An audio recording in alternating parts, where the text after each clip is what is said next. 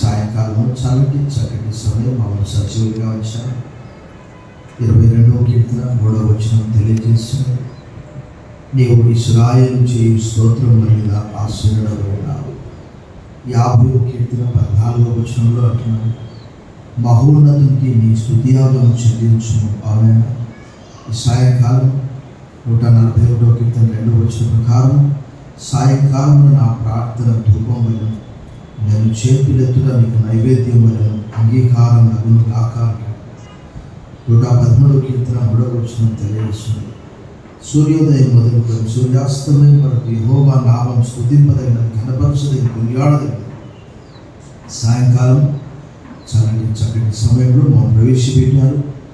మమ్మల్ని మరొక మంచి పరిశుద్ధ పునరుద్ధానంలో ప్రవేశపెట్టారు. ఇందులో మా గొప్పతనం ఏంటి? మాలో కించిత్తు కూడా మంచితనం లేదు,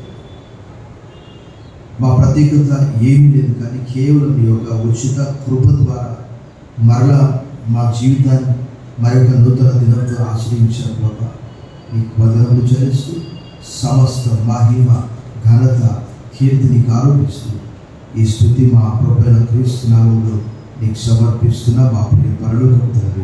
ఆమేన్. దయచేసి కూర్చోండి. Please be seated. A warm welcome to this united service. ఈ సాయంకాల ఆరాధన ప్రభువుకు ఆహ్వానిస్తున్నా. ప్రభునందు మీకు ప్రియులారా, ఎలా ఉన్నారు మీరందరూ? మీ అందరి కొరకు ప్రార్థిస్తున్నాం. మీకు ఇంకేదైనా ప్రార్థన అవసరత ఉన్నట్టుగా మాకు తెలియజేయండి.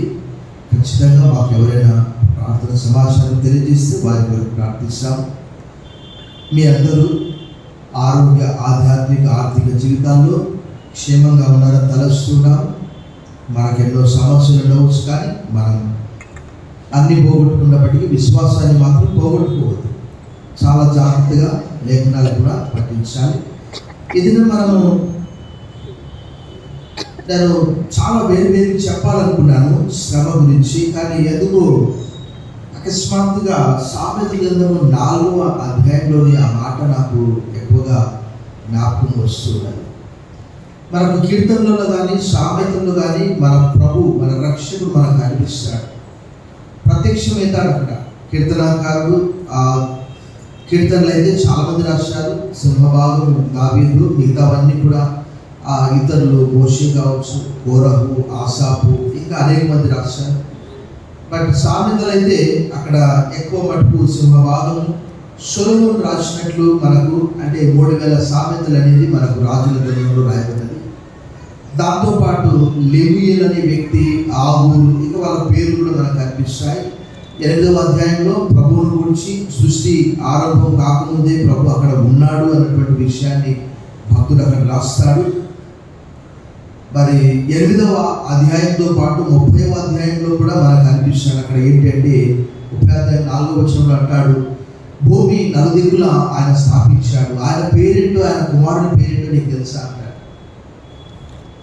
ఇంకేమంటాడు, దేవుని మాటలన్నీ కూడా పుటం పెట్టబడినటువంటి వారు అంటాడు 5వ వచనంలో. సో మనం తరచుగా వాక్యం చదువుతుంటే ఖచ్చితంగా మనకు మన హృదయంలో నెమ్మది. తర్వాత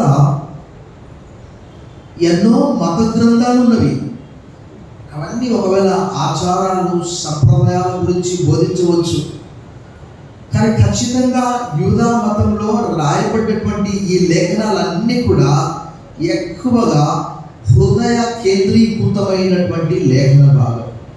యేసు ప్రభువు వారు మాట్లాడినప్పుడు కూడా సువార్తల్లో మీకు చూపిస్తారు, అదే చెప్పాడు. పితృపారంపర్యాచారం అంటే ఆచారాలు, చేతులు కడుక్కోవడము, కొంతమంది రకరకాలు పాటిస్తూ ఉంటారు. కానీ ఇక్కడ మాత్రము వాక్యం యొక్క ప్రత్యేకత, హృదయం యొక్క ప్రత్యేకత భక్తులు, అఫ్కోర్స్ అన్ని కళ్ళ గురించి కూడా రాయబడ్డది, బట్ హృదయం అనేది చాలా ప్రాముఖ్యమైనటువంటిది అని కూడా భక్తులు ఇక్కడ తెలియజేస్తారు. మనం 20 నుంచి చదువుకున్నాము. ఇవి మానవులందరికీ కూడా వాస్తవంగా చెప్పాలంటే దేవుడు ఒక కేక వేస్తున్నాడు. 8వ అధ్యాయం 1వ వచనం కానీ 1వ అధ్యాయంలో కానీ, మానవులారా మీకే ఈ మాటలు అంటే, ఇప్పుడు ఎంత బిజీ అయిపోయారంటే, ఎవరైనా దేవుని వాక్యం వింటున్నారండి? పాస్టర్ గారు కొద్దిసేపు చెప్పండి, చాలా నిజంగా నాకు ఆశ్చర్యం అనిపిస్తుంది. ఏంటి అని అంటే, మనము చంద్రమండలానికి వెళ్ళాలనుకుంటున్నాం కానీ పరలోకానికి వెళ్ళాలని అనుకోండి. నిన్న వార్తల్లో చూశాను, ఒక వ్యక్తి, నాకు ఆశ్చర్యం అనిపించింది. ఒక 32 సంవత్సరాల యువ డాక్టర్ తల్లికి ఫోన్ చేశాడట, అమ్మ ఇంటికి వస్తున్నాను భోజనానికి అని. అంతే, ఆ ముంబైలో కొత్తగా ఒక బ్రిడ్జ్ కట్టారు. అంటే పాత ముంబైని క్రొత్త ముంబైని కనెక్ట్ చేస్తూ ఒక బ్రిడ్జ్ కట్టారు సముద్రంలోనే. 32 సంవత్సరాల యువ డాక్టర్ వెళ్తూ ఆ బ్రిడ్జ్ దగ్గర కారు ఆపాడు, ఫోన్ అందులో పెట్టాడు, దూకేశాడు. సో అంటే మానవులు ఒక అడుగు ముందుకు 9 అడుగులు వెనుకకు వెళ్తున్నట్టు మనకు కనిపిస్తుంది. అంటే చూడండి, అతని కొరత ఏంటి? మనిషి యవనస్తుడు, మంచి కారు ఉన్నది, ఐఫోన్, ఇవన్నీ వస్తు వాహనాలతో ఎవరికైనా సంతోషం కలుగుతుందా? ఒకసారి ఆలోచన చేయండి. కానీ ఇక్కడ భక్తులైతే వారి హృదయంలో ఎంత నెమ్మది, వారికి ఆరోగ్యము. ఈరోజు మనుషులకు ఆరోగ్యం దూరం అయిపోయింది చాలా.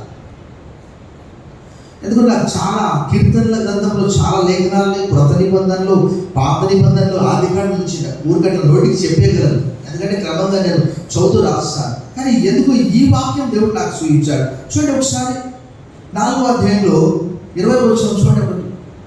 నా కుమారుడా, నా మాటలు ఆలకింపుము, నా వాక్యములకు నీ చెవి.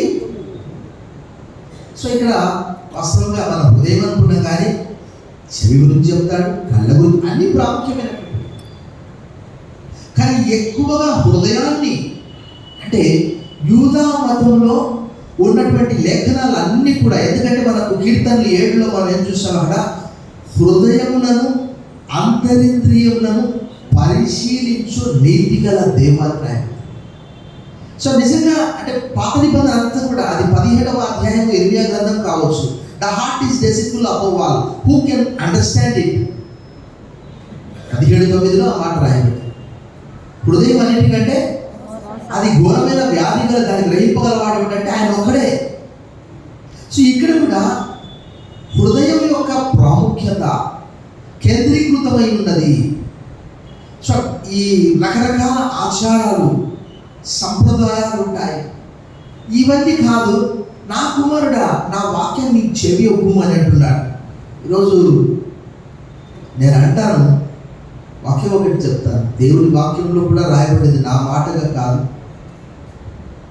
యెషయా గ్రంథం 5:13, హోషేయ గ్రంథం 4:6లో ఒకే ఒకటి నేను ఎప్పటికీ గుర్తుపెట్టుకునేది. ఏంటది?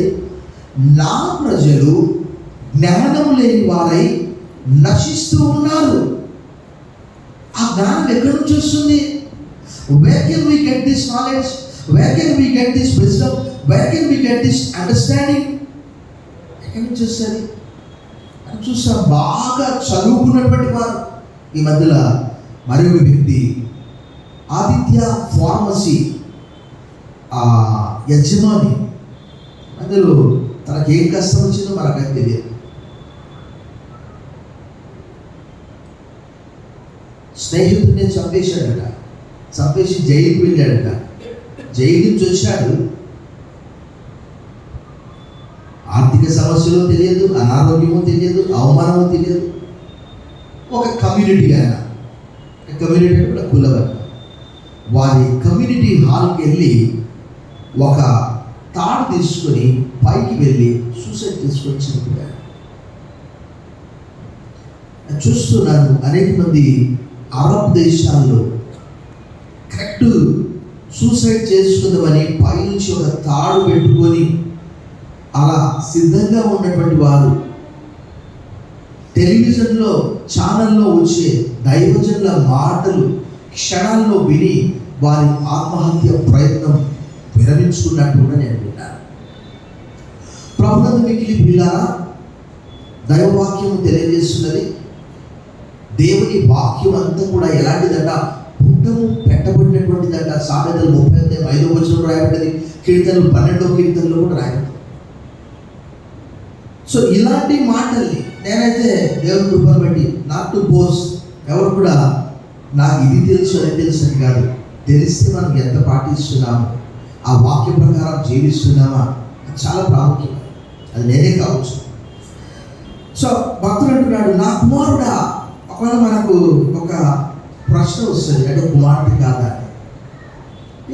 వాస్తవంగా మానవులందరికీ మానవులారా అంటే అర్థం కదా. సామెతలు 8:1 మనం అక్కడ చూస్తాం. జ్ఞానము వీధుల్లో ఏం చేస్తుందట? కేకలు వేస్తుందట. ఎవరైనా వింటున్నారండి ఈరోజు?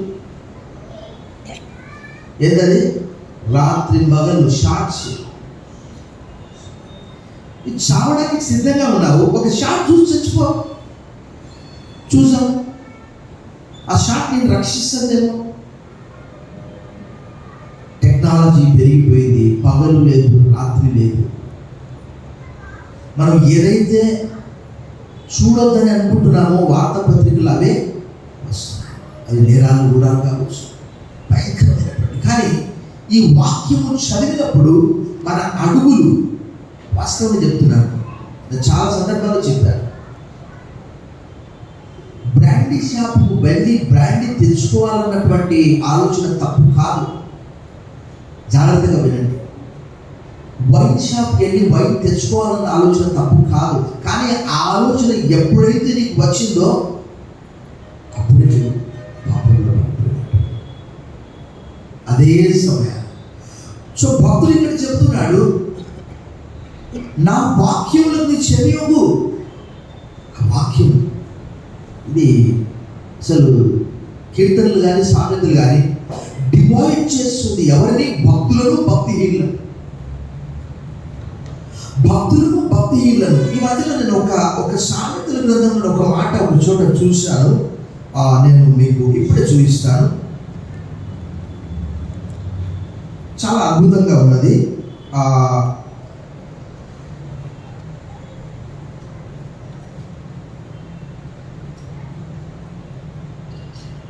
సామెతల గ్రంథంలో ఆ మాట నేను ఇప్పుడే మీకు చూపిస్తాను.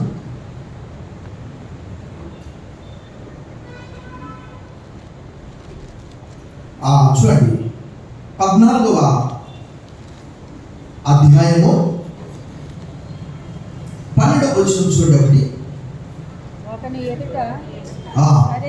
ఒకని ఎదుట సరైనదిగా కనబడు మార్గం కలదు, అయితే తుదకది అంటే ఏ దారిలో వెళ్తున్నావు. కానీ గ్రంథం తెలియజేస్తున్నది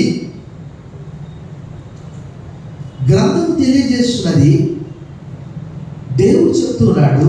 అది మన మాటగా కాదు, ఎవరో ఒక పాస్టర్ గారు చెప్పారు, ఎవరో ఒక రచయిత చెప్పాడని కాదు. గ్రంథం ఏమని తెలియజేస్తుంది? యెషయా గ్రంథము 30వ అధ్యాయం 22వ వచనం ఒకసారి చూడండి. యెషయా గ్రంథం 30వ అధ్యాయం 22వ వచనం ఒకసారి చూడండి.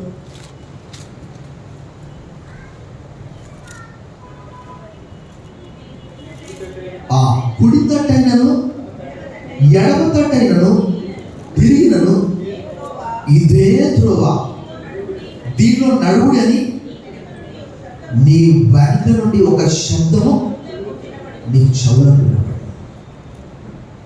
నాకు ఆశ్చర్యం అనిపిస్తుంది. అంటే చాలా సందర్భాల్లో ప్రభు యొక్క నడిపింపున వాక్యము చదువు ఉన్నప్పుడు అంటే ఎటు వెళ్ళాలి, మన జీవితంలో ప్రయాణం ఎటువైపు 4 కూడళ్ళు వస్తాయి. చౌరస్తా అంటారు. చౌ అంటే 4, ఒక సెంటర్ వస్తుంది. అక్కడికి వెళ్ళిన తర్వాత ఎటు వెళ్ళాలి, నా గమ్యం ఏంటి, what to do, what not to do, where to go, where not to go, where to stand, where not to stand, where to flee. ఎక్కడ నిలబడాలి, ఎక్కడ పారిపోవాలి, నిల్చుండే స్థలం ఏది. It divides. కీర్తనలు కానీ సామెతలు కానీ నీతిమంతులు భక్తిహీనులు ఇద్దరిని కూడా డివైడ్ చేస్తున్నది. సో ఇక్కడ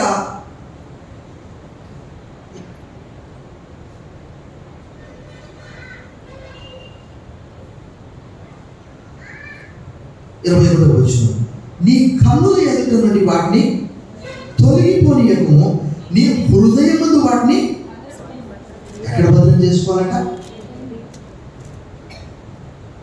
ఈరోజు మనం అనుకుంటాం వాళ్ళిలా వీళ్ళిలా, వారు వేరు కాదు. హంస పాలను నీళ్లను వేరు చేసినట్టు దేవుని వాక్యము తెలియజేస్తూ ఉన్నది. యేసు ప్రభువు వారు నూతన నిబంధన గ్రంథంలో హృదయాన్ని మార్చడానికి వచ్చాడు. ఆయన మతాన్ని మార్చడానికి రాలేదు, సంస్థలను మార్చడానికి రాలేదు, కులం మార్చడానికి రాలేదు. ఆయన హృదయ మార్పిడి కొరకు ఈ లోకానికి వచ్చాడు. ఆయన అన్నాడు, హృదయ శుద్ధి గలవారు ధన్యులు వారు. హృదయంలో ఏముంటుందో కూడా మతం చెప్పేశాడు. కాబట్టి అవి నీ హృదయంలో భద్రం చేసుకో.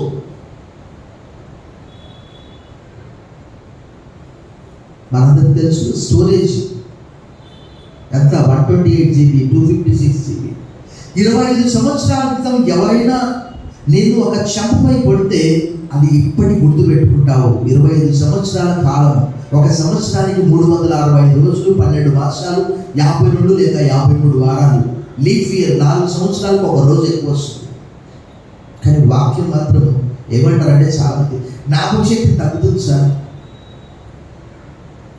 25 ఏళ్ల క్రితం ఫలానోడు కొట్టాడు, వాడిని విడిచిపెట్టా, వాడిని అంతు చూస్తా, వాడు నాకు ఇంత మాట అంటాడా, అది మాత్రము ఎక్కడ హృదయంలో భద్రంగా పెట్టుకున్నా. వాక్యం అంటే మాత్రము సార్ మీ మధ్య గుర్తుండట్లేదు సార్. చూడండి 22వ వచనం చూడండి ఏమంటున్నాడు, దొరికిన వారికి అవి జీవమును వారి సర్వ శరీరములకు ఆరోగ్యం వచ్చింది. ఎంత అద్భుతమైనటువంటి మాట ఇది. For their life to those who find and healing to all their flesh అనే మాట ఆంగ్లంలో రాయబడినది. ఇది నేను వాడేది NRSV బైబిల్. ఇది ఎక్కువగా వాస్తవంగా బైబిల్ కాలేజీలో చదువుతూ ఉన్నప్పుడు అందరం కుటుంబంగా ఇంగ్లీష్ బైబిల్సే చదివేది. ఇది యూజ్డ్ బైబిల్స్లో కొన్నా. ఆ రోజుల్లో ఇలాంటి బైబిల్ కొనాలంటే దాదాపుగా 1200 రూపాయలు, కానీ మా స్టైఫండ్ 800. కాబట్టి used Bibles we use to buy. For their life to those who find and healing to all their flesh అనే మాట ఆంగ్లంలో రాయబడి ఉన్నది. 4:22 for their life to those who find them and healing to all their flesh అని. నిజంగా కొంతమంది పిచ్చి వాళ్ళు ఏమంటారంటే, వాక్యం అంటే ఏం వాక్యం సార్, రాముడు మంచి బాలుడు, అది వాక్యమే కదా, పిచ్చి మాటలు మాట్లాడతాం. అది ఏంటది, అది ఒక సెంటెన్స్. అది పిచ్చి పట్టినటువంటి వాళ్ళు పిచ్చి మాటలు మాట్లాడతారు. వాళ్ళెవరు? Secular people. కానీ బారా అనే హీబ్రూలో, లోగోస్ అనే గ్రీకులు, వర్డ్ అని ఇంగ్లీష్లో రాయబడి. అలాంటి వాక్యాలను సాధారణమైనటువంటి వాక్యాలకు ఎవరైనా పోలుస్తారండి? ఫలానా ఆయన ఫలాని పని, ఆ వాక్యానికి తేడా లేదా? వేల సంవత్సరాల నుంచి బైబిల్ను నాశనం చేయాలని ఈ మధ్యలోనే చెప్పాను గత వారం, జూలై 3 ఇండియన్ క్రిస్టియన్ డే. గలీరియస్ అనే ఒక రోమన్ ఎంపరర్ ఏం చేశాడట, క్రైస్తవ మతాన్ని నాశనం చేయాలని చూశాడట. కానీ చనిపోయే సమయంలో ఆ దుష్టుడు, అయ్యో నేను క్రైస్తవ మతాన్ని నాశనం చేయలేకపోయానే అని నా కొరకు ప్రార్థన చేయండి అని అన్నాడట. చూడండి ఎట్లుంది, ఎంత విచిత్రం కదా. దీన్ని నాశనం చేయలేదు కాబట్టి నా కొరకు ప్రార్థన చేయండి. సో అలా దొరికిన వారికి అవి జీవము, వారి సర్వ శరీరములకు. దేవుని వాక్యంలో ఏమన్నాడు? 107వ కీర్తన 20వ వచనంలో, ఆయన తన వాక్కును పంపి వారిని బాగు చేసెను, వారు పడిన గుంటల్లో నుండి వారిని పైకి లేవనెత్తనే మాట రాయబడింది. సో దేవుని మాట, దేవుడు అన్నాడు, వర్షమును హిమమును ఆకాశం నుండి వచ్చి మరలగా భూమిని ఎలా దర్శిస్తాయి, నా నోట నుండి వచ్చిన మాట అలా ఉంటుందంట. వాక్, శబ్దం, లోగోస్. దేవుడు మాట్లాడాడు. దేవుడు మాట్లాడితే సమస్తము కలిగాయి. In the beginning God created heavens and the earth అనే మాట రాయి. आदि में परमेश्वर ने सब कुछ किया, आकाश और धरती, पृथ्वी. ఆది యందు దేవుడు భూమి ఆకాశములను ఇక్కడ రాయబడ్డది. ఆ సృష్టి గురించి కూడా 8వ అధ్యాయంలో there is life in the word of God. మనం చూస్తాము యేసు ప్రభువు ఏం చెప్పారు? యోహాను సువార్త 6:63లో ఆత్మయే జీవింపచేయుచున్నది, శరీరము కేవలము నిష్ప్రయోజనం. ఇప్పుడు నేను మీతో డేవిడ్ పడుకుంటున్నాను, కొంతకాసేపు లేచి నిలబడు, నిద్రొస్తున్నట్టు. ఇంకా నిద్రపోయే వాళ్ళు ఎవరన్నా ఒకసారి లేచి నిలబడి గట్టిగా చప్పట్లు కొట్టాడు. ఒకసారి నిద్రపోయే వాళ్ళు అందరూ నిద్రలేనట్టు.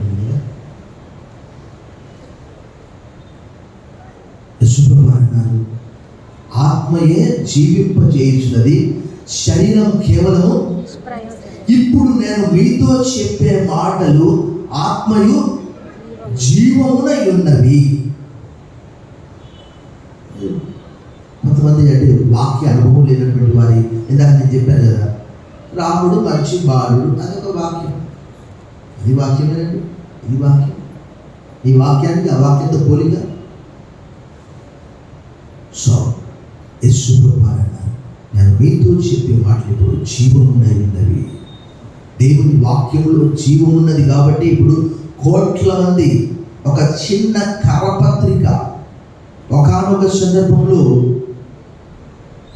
చెన్నై ప్రాంతంలో హిందుస్థాన్ బైబిల్ ఇన్స్టిట్యూట్, మన వాళ్ళు చాలా మంది అక్కడ వేదాంత విద్యను అభ్యసించారు. ఆయన పేరు గుప్తా, పాల్ గుప్తా. ఆంధ్రప్రదేశ్ సంబంధమైనటువంటి వ్యక్తి. ఆయన ఒక సంవత్సరము ఆంధ్రప్రదేశ్ ప్రాంతంలో ఒక ప్రాంతంలో కరువు వచ్చింది, వర్షం లేదు. ఆయనకు he had a piece of land, ఒక కొంత చిన్న పొలం ఉన్నది. ఈ సంవత్సరం నా భోజనం ఎలా అని తను తలస్తూ చింతిస్తూ ఉన్నాడు. గ్రామాల్లో ఏమంటారంటే పెట్టకుప్పు అంటారు. అక్కడికి వెళ్ళాడు. వెళ్తే ఒక చిన్న పీస్ ఆఫ్ పేపర్, అది ఎంత అంటే కరపత్రికలో ఒక క్వార్టర్, 1/4 భాగం తనకు దొరికిందట. అక్కడ ఏమని రాయబడ్డది? మత్తయి సువార్తలో యేసు ప్రభువు చెప్పినటువంటి 6వ అధ్యాయము 25 నుంచి అక్కడ రాయబడ్డ మాటలు అన్నీ కూడా 1 లేక 2 వాక్యాలు అక్కడ రాయబడ్డాయట. ఆ పెట్టబిడ్డబడ్డటువంటి ఆ చిన్న పేపర్ తెచ్చుకున్నాడు, కరపత్రిక. దాని భావం తనకు అర్థం కాలేదు. ఒక సువార్తికుడి దగ్గరికి వెళ్ళి అడిగాడు, అయ్యా ఇది ఏంటి? ఏమని రాయబడ్డదంటే, ఆకాశ పక్షులను చూడండి, అవి విత్తవు, కోయవు, కొట్లలో కూర్చుకోరు, కాబట్టి ఏమి తిందుమో ఏమి త్రాగుదుమో అని ఆహారం గురించి మీరు చింతించవద్దండి అని యేసు ప్రభువు చెప్పారు. ఆ మాటలు తనకు ఎంతో ఊరట కలిగించి ప్రభువైన యేసు తన స్వంత రక్షకుడిగా అంగీకరించాడు. చెన్నైలో హిందుస్థాన్ బైబిల్ ఇన్స్టిట్యూట్ ఫౌండర్ ఎవరంటే ఆయనే పాల్గొంటారు. బిగ్గరగా చప్పట్లు కొట్టి ప్రభుత్వం బయటపరిచారు. అంటే చూడండి, దొరికిన వారికి అవి జీవము, మామూలు జీవం కాదు. అవి ఎలాంటిది? నిత్య జీవము. ఆ మాటల ద్వారా రక్షించబడ్డాడు. రక్షించబడి మీరు HBI ఫౌండర్ అని కొట్టండి, మీకు తెలుస్తుంది. అని పేరు పాల్ గుప్తా. అందుకే పౌలు గారు కూడా ఒక మంచి మాట అన్నాడు. తిమోతికి రాసిన 1వ పత్రిక 4వ అధ్యాయం 8వ వచనం ఏమని రాయబడింది తెలుసా? శరీర సంబంధమైన సాధకము కొంచెం మటుకు ప్రయోజనకరం అవును, కానీ దైవభక్తి ఇప్పుడు రాబో జీవ విషయంలో అది ఎంతో ప్రయోజనకరమే. అంటే ఈ వాక్యము చదివినప్పుడు మనం ఎలా జీవించాలి? Physical exercise is little benefit అనే మాట కూడా రాయబడింది. అంటే కొంత మనం ఎంత శరీర సంబంధమైనటువంటి వ్యాయామం చేసినప్పటికీ ఒకానొక దినం చనిపోతాం. కానీ చనిపోయిన తర్వాత ఎక్కడికి వెళ్తాం అనేది కూడా చాలా ప్రాముఖ్యమైనటువంటిది. భక్తులు అక్కడ అంటున్నాడు, for while physical training is of some value but వేరాస్ godliness is valuable in every way, holding promise for both the present life and the life to come. రాబో యుగమునం అనే మాట కూడా తెలుగులో రాయబడింది. ఇప్పుడు రాబో యుగం అనేది కూడా ఎంతో ప్రయోజనకరమైనటువంటిది. సో ఇది వాక్యాన్ని మనందరికీ తెలుసు, ఒక సమయం వస్తుంది ఆ వాక్యం అనేది కరువైపోతుంది. మనం వాక్యం చదవంటే ఇక వాక్యం చెప్పే వాళ్ళు ఎవరు ఉండరు. మనందరికీ తెలుసు, మనం నమ్ముతూ ఉన్నాం. చాలామంది వాక్యం సరిగా చదవగా, ఒక దైవజనుడు, ఒక గొప్ప దైవజనుడు నా పక్కన కూర్చున్నాడు, ఒక పాట పాడుతున్నాడు. ఏంటంటే యేసు రాజుగా వచ్చుచున్నాడు, భూలోకం అంతా తెలుసుకుంటారు. అంటే ఆయన అన్నాడు, పాస్టర్ గారు ఏంటి ఈ పాట, అసలు ఏడైనా శ్రమలు ఎక్కడివి అని అన్నాడు. ఈయనెంత గొప్ప దైవజనుడు అనుకున్నాను నేను. స్పష్టంగా ప్రకటన గ్రంథము 11వ అధ్యాయము 10వ అధ్యాయము 12వ అధ్యాయములు, దానియేలు గ్రంథం 12వ అధ్యాయం 7వ వచనంలో స్పష్టంగా అంటే చూడండి, అలాంటి వారు కూడా ఉన్నారు. సో వాటి కొరకు 7 సంవత్సరాల శ్రమల కాలం కూడా రానైతున్నది. సో వాక్యం తెలియకపోతే అలాగే ఉంటుంది. మరి అందుకే మనం చదువుతున్నటువంటి లేఖన భాగంలో చూడండి, ఇంకా ముందుకు వెళ్దాం. 23వ వచనం, నీ హృదయంలో నుండి ఏంటట జీవధారలు బయలుదేరు. కాబట్టి అన్నిటికంటే ముఖ్యముగా నీ హృదయమును భద్రంగా, పాత నిబంధనలు కానీ కొత్త నిబంధనలు కానీ, యేసు ప్రభు శిష్యులు పాపం చేతులు కడుక్కోకుండా అవి ఇవి తింటూ ఉన్నారు. వాళ్ళు చెప్పారు, ఏందయ్యా మీ శిష్యులు చేతులు కడుక్కోకుండా అన్నము తింటున్నారు. అన్నాడు, ఆ చేతులు కడుక్కోకుండా అన్నం తింటే అది కడుపులో పడి మలద్వారం ద్వారా బయటికి వెళ్ళిపోతుంది. కానీ ఆ హృదయంలో నుంచి వచ్చేవి ఏంటో చూడండి. ఒకసారి ప్రభు ఏం చెప్పాడు, మత్తయి సువార్త 15వ అధ్యాయం 19వ వచనం ఒకసారి చూడండి. Gospel according to Saint Matthew chapter 15 verse 19 చూడండి. దురాలోచనలట, నరహత్యలట, వ్యభిచారములట, వేశ్యగమనములు, దొంగతనములు, అబద్ధ సాక్ష్యములు, దేవ దూషణలు ఎక్కడ నుండట, అవి ఒరిజినల్. చేయి గడుపుకుంటే మొహం గడుపుకుంటే పోయేది అనేది బాహ్య సంబంధమైనటువంటి మురికి. అందుకే ప్రభు మరొక మాట కూడా అన్నాడు చూడండి. మత్తయి సువార్త 12వ అధ్యాయంలో నుంచి ఒక మంచి మాట ప్రభు చెప్పినటువంటిది మనం చూసాం. మత్తయి సువార్త 12వ అధ్యాయం 35వ వచనం చూడండి. సజ్జనుడు తన మంచి ధననిధిలో నుండి సత్విషయములను తెచ్చును, దుర్జనుడు తన చెడ్డ ధననిధిలో నుండి చూడండి. నీ హృదయంలో ఒకసారి ఒక క్రైస్తవ గృహానికి వెళ్ళాను. నాకు చాలా సందర్భాల్లో ఆశ్చర్యం అనిపిస్తుంది. చాలా నేను అసలు ఆశ్చర్యపోయాను. ఏంటంటే వాళ్ళకి రాను చాదస్తం ఎక్కువ. బైబిల్ సంబంధమైన పుస్తకాలు తెచ్చుకోవడానికి బదులుగా ఒక యవనస్తుడు చూశాను, ఒక జిడ్డు కృష్ణమూర్తి పుస్తకం తెచ్చుకున్నాడు. ఆయన ఇంకా వేరే పుస్తకాలు తెచ్చుకున్నాను చూశాను. ఒకసారి అనుకున్నా, ఇది క్రైస్తవ గృహమేనా అని అనుకున్నాను. అంటే నీ ఆలోచన విధానం, యేసు ప్రభు కంటే గొప్పవాడు ఎవరైనా ఈ లోకంలో ఉన్నాడండి? యేసు ప్రభు ఏమన్నాడు, ఇదిగో సొలొమోను కంటే గొప్పవాడు ఇక్కడ ఉన్నాడు, దేవాలయం కంటే గొప్పవాడు ఇక్కడ ఉన్నాడు.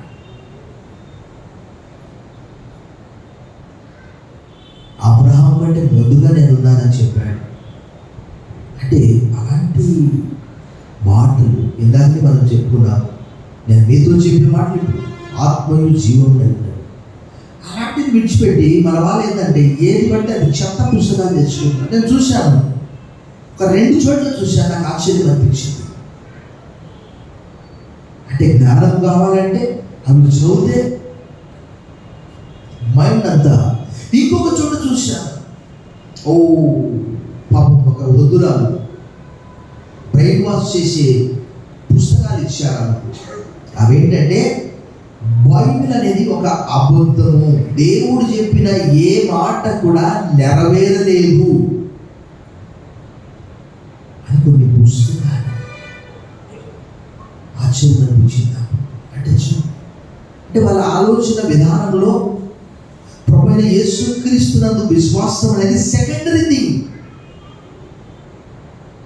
అసలు ప్రభువు ఏం చెప్పాడు?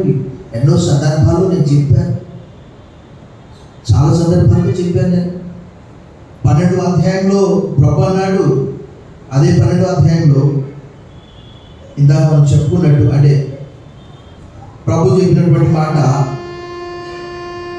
ఒక రోజు ఉంటుందని చెప్పాడు. అది ఏంటి? విమర్శ దినం. 36లో చెప్పాడు, నేను మీతో చెప్పున్నది ఏమనగా, మనుషులు పలుకు వ్యర్థమైన ప్రతి మాటను గురించి విమర్శ దినమున. అంటే చూడండి, ఒక రోజు ఉన్నదని ప్రభు చెప్పాడు, ఎవరు చెప్పలేకపోయారు.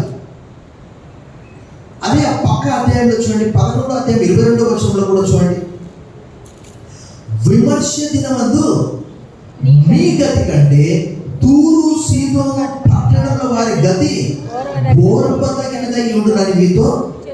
అంటే భవిష్యత్తు గురించి చెప్పాడు. నేను అంటాను, బైబిల్ గ్రంథము గతంలో జరిగిన విషయాలు, ఆదికాండం నుంచి ప్రస్తుతం జరుగుతున్నటువంటి విషయాలు, జరగబోయే విషయాలు కూడా దేవుడు మన కొరకు రాసి ఉంచాడు. అదే ప్రకటన గ్రంథము, లోకంలో జరగబోయే విషయాలు.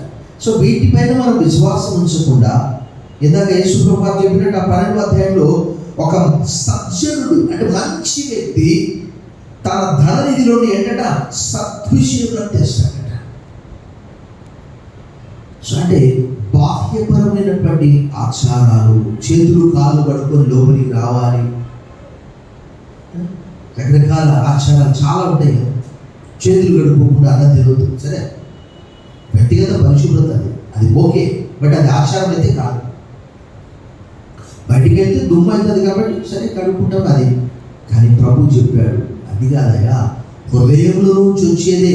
మరొక చూడండి యేసు ప్రభు వారు ఏమన్నాడు, మార్క్స్ వార్తలు కూడా సిమిలర్గా, మార్క్స్ వార్త 7వ అధ్యాయంలో చూడండి ఒకసారి. మార్క్స్ వార్త 7వ అధ్యాయంలో ప్రభు ఏం చెప్పాడు చూడండి ఒకసారి. మార్క్స్ వార్త 7వ అధ్యాయంలో ప్రభు చెప్పినటువంటి మాట 19వ వచనం చూడండి. అది వారి హృదయంలో ప్రవేశింపక కడుపులోనే ప్రవేశించి బహిర్భూమిలో విడువబడి, ఇట్లు అది భోజన పదార్థములన్నింటినీ. కానీ మనుష్యుని లోపల నుండి బయలు వెళ్ళున్నది మనిషిని లోపల నుండి, అనగా మనుషుల హృదయంలో నుండి ఏంటట, దురాలోచనలు, జారత్వములను, దొంగతనములను, నరహత్యలను, వ్యభిచారములను, లోభములను, చెడుదనములను, కృత్రిమములు, కామ వికారములు, మత్సరములు, దేవ దూషణలు, అహంభావములు, అవివేకములు. అక్కడ మత్సరం అంటే ఫుట్ నోట్స్లో ఏమని రాయబడినది, చెడ్డకన్ను. అంటే మన దగ్గర లేనటువంటిది వేరే మన దగ్గర ఉండొద్దు అన్నమాట. చూడండి, ఈ మధ్యలో ఒక యవనస్తుడు, ఆశ్చర్యం అనిపిస్తుంది. ఏంటి తెలుసా, తెల్లాడితే ఉద్యోగంలో చేరాలి.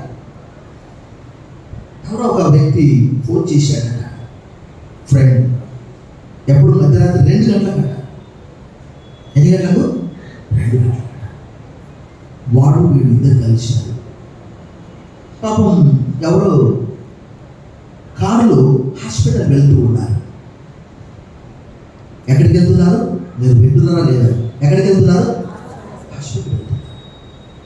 ఈ ఇద్దరు యవనస్తులు తెల్లవారుజామున 2 అవుతుంది, ఆ కారు వేగంగా దూసుకొని వెళ్ళిపోయింది. ఈ మోటార్ సైకిల్ దాటేసి ఆ యవనస్తులకు చూడండి ఎలాంటి ఒక దురాలోచన వచ్చింది. మమ్మల్ని దాటేసి పోతారా? కారు సాధారణంగా 2 వీలర్ కంటే స్పీడ్ ఉంటుంది. అది ఎక్కడ ధనలక్ష్మీపురం రోడ్డు. ఆ ముందుకెళ్ళి కారు ఓవర్టేక్ చేసి ఆపి ఒక రాయి తీసుకుని వేశారు. అక్కడ పగిలిపోయింది. వారికి కూడా దెబ్బలు తగిలి ఉండవచ్చు. వారు నేరుగా పోలీస్ స్టేషన్కి వెళ్ళారు. వీళ్ళు చూస్తే ఇందులో ఒక అబ్బాయి క్రైస్తవుడు. వారు కేసు పెట్టారు. వాళ్ళంటూ మేము రాజీ పడము, కాంప్రమైజ్ కాము. ఆ ఉద్యోగం కొరకు వారెంతో కష్టపడి 1,00,000 రూపాయలు ఇచ్చారట. అక్కడ ఎవరికో తెల్లవారితే ఉద్యోగంలో చేరాలి. కానీ రాత్రి అంటే చూడండి, ఈ చెడ్డగండ్లు అనే మాట నాకు అర్థమవుతుంది. అంటే నీకు లేనటువంటి కారు నీకంటే వేగంగా వెళ్తే చూడండి, నీ భవిష్యత్తు నాశనం. కారు సాధారణంగా మోటార్ సైకిల్ కంటే వేగంగా వెళ్తుంది. నీ హృదయంలో ఆలోచన ఎందుకు వచ్చింది? వారు ఏ ఆపదలు వెళ్తున్నారో.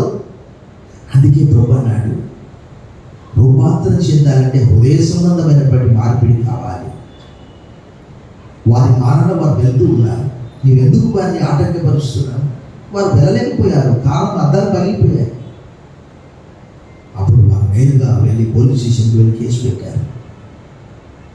మధ్యరాత్రి ఫోన్ వచ్చింది. తెల్లాటాలకి మీ బాబు పోలీస్ స్టేషన్లో ఉన్నాడు. దైవవాక్యం సెలవిస్తున్నది, జ్ఞానం లేని వారులారా, సామెతల గ్రంథం 1వ అధ్యాయంలో, ఎంతకాలం నా మాటలు మీరు వినకుండా ఉంటారు? ఎంతకాలం మీరు? కాబట్టి మీకు ఆపద వచ్చినప్పుడు నేను ఏం చేస్తాను? నవ్వుతాను. సరే పో, నీ ఇష్టం, నీ కష్టం. ప్రభునందు మిక్కిలి ప్రియులారా, ప్రభువు చెప్పినటువంటి మాట ఇవన్నీ కూడా హృదయంలో నుంచి వస్తుంది. మన పక్కవారు సురక్షితంగా ఉండాలంటే మన హృదయం చాలా క్లీన్గా ఉండాలి. మన హృదయంలో వారిపైన ఎలాంటి దురాలోచన. మా ఇంటి దగ్గర కూడా అలాంటి సంఘటనలు చాలా చూశాను. పొరుగు వారు మా ఇంటి పక్కన ఇల్లు కడుతున్నారు. సరే కట్టుకుని ఆయన, మనకు పొరుగు వాళ్ళ క్షేమమే మన క్షేమం. రోమపత్రిక 11వ అధ్యాయంలో ప్రేమ పొరుగు వారికి కీడ్చే వారి కొరకు ప్రార్థించాలి. వారు ఇల్లు కట్టిన రోజులు భయంకరమైనటువంటి దుమ్ము, చెత్త, 3 ఫ్లోర్లు. ఆ 3వ ఫ్లోర్ నుంచి 2వ ఫ్లోర్ నుంచి మొత్తం పిఓపి చేసి ఊడ్చి పక్కన ఖాళీస్తారు. అక్కడ పోస్తే నా కారు పైన వచ్చి కారు అద్దం పగిలిపోయే పరిస్థితి. కానీ నేను చాలా, ఎందుకంటే 10 మందికి చెప్పేవాడిని. ఒకనొక సందర్భంలో ఒక చిన్న ఉదాహరణ చెప్తానండి. ఒక వ్యక్తి ఇల్లు పెయింట్ వేసుకుంటున్నాడు. పక్క నేబర్ ఇంట్లో కారు ఉన్నది, అంటే పక్కకే. తను ఏం చేశాడంటే, పెయింట్ వేసే సమయంలో ఆ పొరుగువాని కారుపై ఒకవేళ పెయింట్ పడితే గొడవ అవుతుందని ముందుగానే కారు కవర్ కప్పి పెయింట్ వేశాడట. బైబిల్లో మంచి మాట రాయబడి ఏంటంటే, కలహమునకు దూరంగా ఉండుట నరులకు ఘనత. ఎంతకైనా పోతారు. పోలీస్ స్టేషన్ కేసెస్, జ్ఞానంతో వాటన్నింటినీ మనం అవాయిడ్ చేసుకోవాలి దేవుని బిడ్డలారా. అందుకే అంటున్నాడు, ఏమంటున్నాడు? సామెతల గ్రంథం 4వ అధ్యాయము 23వ వచనంలో మనం చదువుకున్న రీతిగా అక్కడ నీ హృదయంలో నుండి ఏమంట జీవధారలు బయలుదేరి. యేసు ప్రభువు కూడా చెప్పాడు యోహాను సువార్తలో, ఎవడైతే నా యందు విశ్వాసం ఉంచుతాడో వారి కడుపులో నుండి ఏంటంటే జీవ జల నదులు ప్రవహిస్తాయి. సో మనందరినీ కూడా ఆయన నూతన సృష్టిగా చేయడానికి. యుద్ధాలు ఎందుకు జరుగుతున్నాయి? డబ్బు కొరగా. డబ్బు ఈ రోజుల్లో ఎవరైనా జేబులు పెట్టుకొని పోతున్నారా? వ్యాలెట్ ఉంటుందా? దొంగలు కూడా చాలా తెలివైపోయింది. ఏంటి, ఫోన్ ఉంటే ఫోన్పే చేయించుకుంటున్నారు. చాలా డిజిటల్ దొంగతనం కదా. కొడుగా పైసలు పెట్టుకునేవా నువ్వు? 1000 రూపాయలు ఫోన్పే చేయి. ఎలాంటి కాలంలో మనం ఉంటున్నాము. సో నీ హృదయంలో జీవధారం బయలుదేరు. కాబట్టి అన్నిటికంటే ముఖ్యంగా నీ హృదయం భద్రంగా కాపాడు. మనం ఈ అన్ని దినాల్లో ఉంటున్నాము. దైవవాక్యం బాగా చదవాలి. ప్రభు తీర్పది. మనం తీర్పు తీర్చడానికి ప్రభువే అన్నాడు, తీర్పు తీర్చడానికి నేను రాలేదని అన్నాడు. అందరికీ తీర్పు తీర్చడానికి ఆయన ఉన్నాడు. యూదా పత్రికలో యేసు ప్రభు వారి సహోదరుడు చెప్తాడు, 10,000 దూతలతో ఆయన రానేట్టున్నాడు అని తీర్పు తీరుస్తాడు. యాకోబు పత్రిక 5వ అధ్యాయంలో ఆయన అన్నాడు, ప్రభు వాకిట ఉన్నాడు న్యాయాధిపతి, అక్కడ ఉన్నాడు. చివరిగా నేను 2 మాటలు చెప్పి ముగిస్తాను. ఎప్పుడైతే మన ప్రభువైన యేసుక్రీస్తు మనందరి కొరకు ఆయన విజ్ఞాపన చేస్తున్నాడు, న్యాయవాదిగా ఉన్నాడు. అడ్వకేట్ అనే మాట వాడబడ్డది. యోహాను సువార్త 14వ అధ్యాయం, యోహాను రాసిన మొదటి పత్రిక 2:2. ఎవడైనా పాపం చేస్తే యేసుక్రీస్తును ఉత్తరవాది అంటే అడ్వకేట్ అనే మాట ఆంగ్లంలో రాయాలి. ఆ అడ్వకేట్ కాస్త ఏమైపోతాడంటే ఆయన రాకడలో ఆయన జడ్జిగా మారిపోతాడు. గ్రహించండి, జాగ్రత్తగా వినండి. జడ్జిగా మారిపోతుంది. దాన్ని మనం చెప్పుకున్నాం 11, 22, 12, 36 ప్రభు చెప్పాడు, ఒక దినం వస్తుంది, అదే విమర్శ దినం తప్పకుండా. సో ఆయన ఈ లోకానికి ఎందుకు వచ్చాడంటే మన హృదయాన్ని మార్చడానికి, రూపాంతరం చెందించడానికి. ప్రభు ఎన్నో ఉపమానాలు చెప్పాడు. పాత తిత్తిలో కొత్త ద్రాక్షరసం పోస్తే తిత్తి పిగిలిపోతుంది, పగిలిపోతుంది. కొత్త తిత్తిలో కొత్త ద్రాక్షరసం పోయాలి. మనము అనుదినము దేవుని వాక్యం ప్రకారం, వాక్యంలో రాయబడ్డది. మత్తయి సువార్త 5:48 ప్రభు అన్నాడు, మీ పరలోకపు తండ్రి పరిపూర్ణుడు కనుక మీరు కూడా పరిపూర్ణులుగా ఉండాలి. సో దైవవాక్యము మన జీవితాలను ట్రాన్స్ఫార్మ్ చేస్తుందా, రూపాంతరం చెందిస్తుందా? ఇంకా మనము ఇందాక చెప్పినట్టు ఒక అడుగు వెనక్కి వెళ్ళిపోతున్నామా? ఒకసారి మనం పరీక్షించుకోవాలి. ఈ వాక్యం ద్వారా భక్తులు మనకు జ్ఞాపకం చేస్తుంది. ఇంకా మూర్ఖపు మాటలు నోటికి రానియకు, పెదవుల నుండి కుటిలమైన మాటలు రానియకు. నీ కన్నులు ఇటు అటు చూడక సరిగాను, నీ కన్నులెప్ప నీ ముందర చూడిగా చూడవు. నీవు నడుచు మార్గము సరళము చేయు, అప్పుడు నీ మార్గంలో నీవు కుడి తట్టుకైనను ఎడమ తట్టుకైనను తిరగకు, నీ పాదములు కీడుగా దూరంగా. పౌలు పత్రికలన్నింటిలో చెప్తాడు, కీడుగా కనబడే ప్రతిదానికి మీరు దూరంగా ఉండండి అని చెప్తాడు. తెస్సలోనికీయులకు రాసిన మొదటి పత్రిక. ఈ సాయంకాలము దైవవాక్యం అప్పుడు ఇప్పుడు భక్తుడు అంటాడు, ఆకాశమందు నీ వాక్యం నిత్యము నిలకడగా ఉన్నది, నీ విశ్వాస్యత తరతరపు ఉండును. 119వ కీర్తన 89-90. యేసు ప్రభు అన్నాడు, heaven and earth may pass away but my words will never pass away. భూమి ఆకాశం గతించినప్పుడు నా మాటలు ఎన్నటికీ. ఇక్కడ కూడా ప్రభు కనిపిస్తాడు మనకు 8వ అధ్యాయంలో. మీరు ఎప్పుడైనా చూడండి, అక్కడ 8వ అధ్యాయంలో ప్రభు ఇక్కడ కూడా మనకు కనిపిస్తాడు. దాన్ని మనము పౌలు రాసినటువంటి పత్రికలో దాన్ని మనం జాగ్రత్తగా గమనిస్తాం. చూడండి, అక్కడ 8వ అధ్యాయంలో అక్కడ రాయబడినది మనకు. అంటే 8వ అధ్యాయము 25 నుంచి 24 నుంచి కూడా 23 నుంచి కూడా రాయబడింది. సృష్ట్యారంభము తన కార్యంలో ప్రథమమైన దానిగా యెహోవా నన్ను కలగజేశాను. సో ఆయన దగ్గర ఏమున్నదట? జ్ఞానం ఉన్నదట. దేవుని వాక్యంలో రాయబడ్డది. సో ఈ భాగం అంతా కూడా మనం చూసినప్పుడు ఇక్కడ కూడా మన ప్రభు మనకు కనిపిస్తాడు. ఇక్కడ చాలా జాగ్రత్తగా మనం చూస్తే ఆ వాక్యాలన్నింటిలో కూడా పర్వతములు స్థాపింపబడక మునుపు, కొండలు పుట్టక మునుపు, భూమిని దాని మైదానము ఆయన చేయక మునుపు, నేల మట్టిని రవతై సృష్టింపక మునుపు నేను. సో ఇక్కడ కూడా మన ప్రభు మనకు ప్రత్యక్షమవుతాడు. సో ఈ మాటల్ని మనము జాగ్రత్తగా పఠించినప్పుడు అవి మనకు జీవంగా కనిపిస్తున్నాయి. తల వంచండి, ప్రార్థన చేశాం. సర్వశక్తి గల దేవా, ఈ సాయంకాలము అవునైనా సామెతల గ్రంథము 4వ అధ్యాయంలో చాలా స్పష్టంగా రాయబడి ఉన్నది. ఆరోగ్యం గురించి కూడా మీరు తెలియజేశారు ప్రభా. యెహోవా యందు భయభక్తులు కలిగి ఉండు, అప్పుడు నీ దేహానికి ఆరోగ్యమును ఇవ్వగలకు, సత్తువు కలుగు. ఈ మార్గము, నేనే మార్గము, జీవమును, సత్యమునై ఉన్నానని సెలవిచ్చారు ప్రభా. నీ ద్వారా తప్ప ఎవరు కూడా పరలోకానికి ఇచ్చారు.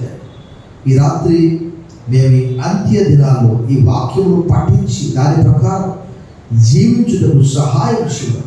యేసు నామములో ప్రార్థిస్తున్నాం తండ్రి, ఆమేన్. 440వ పాట పాడుచుండగా తనుకు నాదిదిగో అషర్స్ వరప్రసాద్, జయకుమార్, సహోదరులు సుశీలమ్మ దేవి కలెక్ట్ చేస్తారు. ఆఫరింగ్స్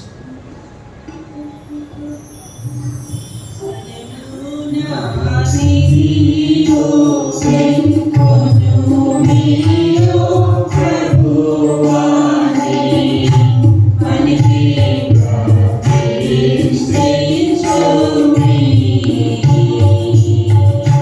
దినము